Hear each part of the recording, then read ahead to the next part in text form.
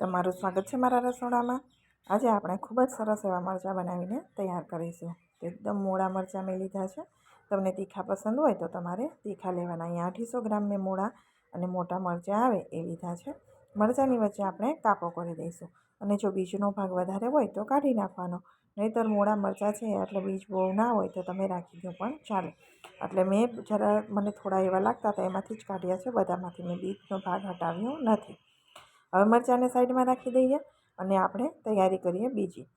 તો 1 ચમચી જેટલું તેલ નાખી અને એની અંદર આપણે અડધો કપ ચણાનો લોટ નાખી દઈશું। બેસન કે ચણાનો લોટ નાખી અને આપણે એને શેકવાનો છે। એનો કલર ચેન્જ થાય ત્યાં સુધી આપણે શેકીશું। એમાંથી ખૂબ જ સરસ મીઠી સુગંધ આવે અને એનો કલર પણ બદલાઈ જશે। તો અહીંયા તમે જોઈ શકો છો કલર હવે આપણો બદલાઈ ગયો છે અને આપણો લોટ છે એ શેકાઈને તૈયાર થઈ ગયો છે। આ રીતે લોટ શેકાઈ જાય ત્યાં સુધી આપણે એને ગેસ ઉપર ચલાવવાનો છે અને ગેસની ફ્લેમ છે એ લો રાખવાની છે। જો વધારે હશે તો લોટ છે એ બળી જશે, લાલ નહીં થાય।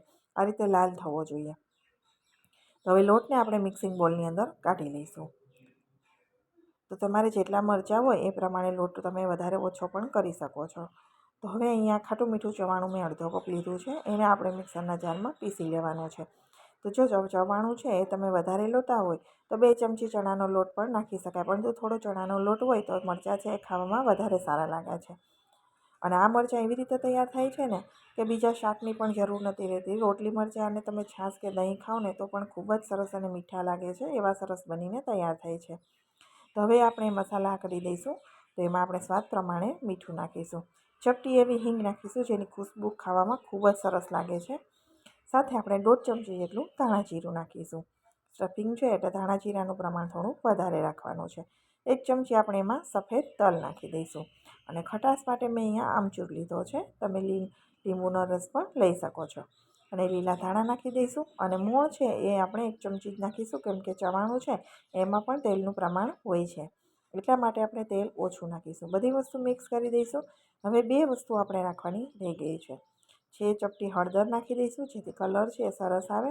હળદર મિક્સ કરી દઈશું અને ગળપણમાં આપણે ખાંડ કે ગોળ કંઈ નાખ્યું નથી, એટલે હવે આપણે ગળપણ માટે અહીંયા અડધી ચમચી દળેલી ખાંડ નાખીશું। ખાંડ નાખી મિક્સ કરી દેવાનું અને લોટ છે એ ચેક કરી લેવાનો, ખાટો મીઠો સરસ થઈ જાય ત્યાં સુધી બરાબર। જો ઓછું લાગે તો ગમે ગળપણ કે મીઠું ફરીથી નાખી શકાય। હવે અહીંયા 1 ચમચી ભરીને જ પાણી નાખીશું। પાણી એટલા માટે નાખવાનું છે કે જ્યારે તમે મરચાં બનાવો તે મરચાં બફાય અને જે અંદરનું સ્ટફિંગ છે ને એ બહુ જ સરસ એવું બફાય અને એની અંદર ખૂબ જ મીઠી ખુશ્બુ આવે, એટલા માટે 1 ચમચી જેટલું જ પાણી નાખવાનું છે। આ વસ્તુ કરવાથી લોટ છે ને એ બહુ જ સરસ એવો બફાઈ જાય છે અને જે બાફેલો લોટ ખાવાની પણ ખૂબ મજા આવે છે। હવે આપણે મરચાંને ભરી દેવાના છે। તો બધા મરચાં આપણે ભરી અને તૈયાર કરી દઈએ। આ રીતે સ્ટફિંગ અંદર સમાય એટલું નાખી દેવાનું છે અને પછી પેક કરી દેવાના। અને મરચાં પણ 2 રીતે સાતળતા હોય છે, હું તમને આગળ જણાવી દઉં છું। તો અહીંયા બધા મરચાં છે આપણે આ રીતે જ બધા ભરી અને રેડી કરી લઈએ। તો મેં બધા મરચાં છે આ રીતે ભરી અને રેડી કરી દીધા છે। તો ભરાઈ અને તૈયાર થઈ ગયા છે આપણા મરચાં। તો હવે આપણે થોડો લોટ બચ્યો છે એનો પણ આપણે શાકમાં ઉપયોગ કરી લેવાનો છે અને હવે આપણે વઘાર કરી દઈએ। તો અહીંયા 2 ચમચી જેટલું તેલ નાખવાનું છે। તેલ ગરમ થાય એટલે રાઈ નાખી અડધી ચમચી, રાઈને આપણે ફૂટવા દઈશું અને સાથે આપણે ચપટી હિંગ અને હળદર નાખવાની છે, જેથી લીલવણી એવા થોડા પીળા અને એવા મરચાં છે એકદમ સરસ તૈયાર થાય। થોડી ચપટી હળદર નાખવાની છે। હવે મરચાં 2 રીતે કે ઘણા લોકો બસ સાતળીને જ મરચાં ખાતા હોય છે, તો આપણે સાતળીશું હમણાં મરચાંને। તમે જોશો ગેસની ફ્લેમ અત્યારે લોટું મીડિયમ મેં રાખી છે અને મરચાં સાતળીશું ને એટલે એની સ્કીન ઉપર આપણે આ રીતે ડિઝાઇન પડતી જશે સતળાય એટલે તેલની। તો બધા મરચાં આ રીતે સતળાઈ જાય એટલે તમે એને ખાવા માટે ઉપયોગમાં લઈ શકાય। અને બીજી પ્રોસેસ અમે જે રીતે બનાવીએ છીએ એ હું તમને જણાવું છું કે જેથી મરચાં પોચા એકદમ થઈ જાય છે, જેને દાંત નથી ને એ પણ ખાઈ શકે એવા સરસ પોચા થાય અને ટેસ્ટમાં બહુ જ સરસ આવશે। લોટ બફાય એની સુગંધ પણ એટલી સરસ આવે। તો હવે મરચાંમાં લોટ નાખી અને થોડી વાર માટે મેં મિનિટ જેવું ડીશ ઢાંકી રાખી દીધા હતા। પછી ડીશ ખોલી અને અહીંયા તલ નાખી અને મિક્સ કરી દીધા છે। ગેસની ફ્લેમ લો કરી દેવાની છે, નહીંતર લોટ પછી ભળી જાય। લોટ નાખતી વખતે ગેસની ફ્લેમ લો કરી દેવાની। હવે શું કરવાનું છે કે હવે જે પ્રોસેસ કરીએ ને એનાથી જ મરચાંનો સ્વાદ અનેક ગણો વધી જાય છે। તો એના માટે આપણે પાણી નાખવાનું છે। યા તો તમે ડીશ ઉપર મૂકી અને વરાળે બાફો અથવા તો તમે એની અંદર 3 થી 4 ચમચી જેટલું પાણી છાંટી દેવાનું છે ફરતી બાજુ અને એવી રીતે નાખી અને ડીશ ઢાંકી અને 2 મિનિટ જેવા લો ફ્લેમ ઉપર રાખી દેવાના. તો મરચાં છે એ અંદરથી લોટ પણ બફાઈ જશે, મરચું પણ બફાઈ જશે અને સુગંધ પણ બહુ જ મીઠી આવશે. તો મરચાં એકદમ સરસ એવા બફાઈ જશે.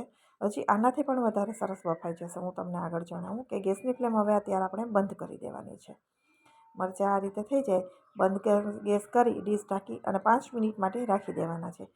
ગેસ બંધ કર્યા પછી 5 મિનિટ રાખીશું. જાડી કઢાઈ હોય એટલે એની ગરમ હોય એટલે એની ઉફથી જ મરચું છે એકદમ સરસ બફાઈ જશે અને સુગંધ પણ એટલી મીઠી આવશે ને આખા ઘરમાં ખબર પડશે કે મરચાં ખૂબ સરસ એવા બનીને તૈયાર થયા છે. તો આ મરચું તમે ખાશો ને તો પોચું પણ લાગશે અને અંદરનું સ્ટફિંગ છે બહુ મીઠું લાગે છે. તો આપણા મરચાં અત્યારે ભરેલા બનીને તૈયાર થઈ ગયા છે. તમને મારી રેસીપી પસંદ આવી હોય તો મારી ચેનલને સબસ્ક્રાઈબ જરૂરથી કરી દેજો અને વિડીયોને લાઇક અને શેર કરવાનું બિલકુલ ભૂલતા નહીં. તો એકદમ ટેસ્ટી અને મસાલેદાર આપણા મરચાં બનીને તૈયાર થઈ ગયા છે. આમાં કોઈ પણ શાક વગર પણ તમે મરચાં ખાઈ શકો છો અને આ મરચાં તમે બસ 2 દિવસ ખાઈ શકાય, બગડતા પણ નથી. તો હું નજીકથી બતાવી દઉં, મોઢામાં પાણી લાવી દે ને એવા સરસ આપણા મરચાં બનીને હવે તૈયાર થઈ ગયા છે. તો મારું ચેનલને સબસ્ક્રાઈબ જરૂરથી કરજો અને આવા જ અવનવા વિડીયો લઈને આપણે મળતા રહીશું.